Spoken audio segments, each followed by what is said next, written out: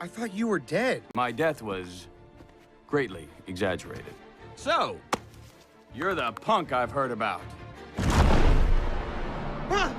That's right, folks, it seems like one of the biggest debates in paleontology has finally been resolved. A new paper has just been released documenting the fossil known as the dueling dinosaurs. This fossil was discovered back in 2006, but because of legal reasons it had taken a long time to get into the hands of scientists. The fossil holds a Triceratops horridus and a medium-sized tyrannosaur, which was assumed to be a young Tyrannosaurus rex.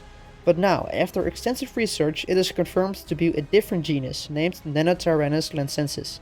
If you're unfamiliar with this name, there has been a huge debate going around the paleontology community for literal decades considering the validity of this species. The holotype specimen, which consists of a nearly complete skull, was discovered in 1942 and described in 1946 as a new species of Gorgosaurus. In 1988, Robert Becker and others reclassified it as a new genus named Nanotyrannus. Not long after, others argued that the specimen was in fact a young individual of Tyrannosaurus rex. When another fossil of a small tyrannosaur was discovered in 2001, this specimen was given the name Jane.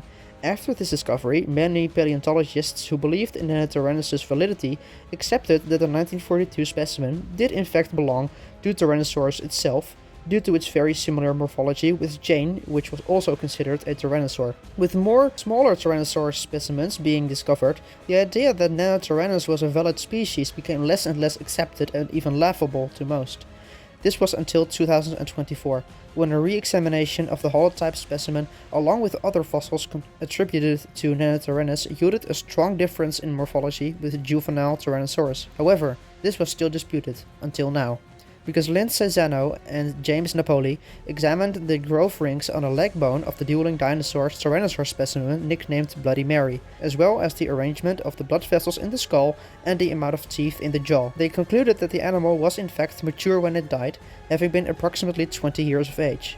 They also found that the larger forelimbs and the amount of teeth in the jaws did not align with our understanding of Tyrannosaurus. Furthermore, they pointed out that for an animal like this to grow into an adult Tyrannosaurus within just 10 years, the growth speed would have to be way off from any other vertebrate animal we know. Not only this, but also the amount of teeth, vertebrae, and the size of the forelimbs couldn't change into a Tyrannosaurus. As for Jane, they have given this animal a new species as well, Nanotyrannus lithaeus. They also added that this puts the entire study of Tyrannosaurus growth upside down, because of scientists having used specimens to estimate this that are now confirmed to be Nanotyrannus.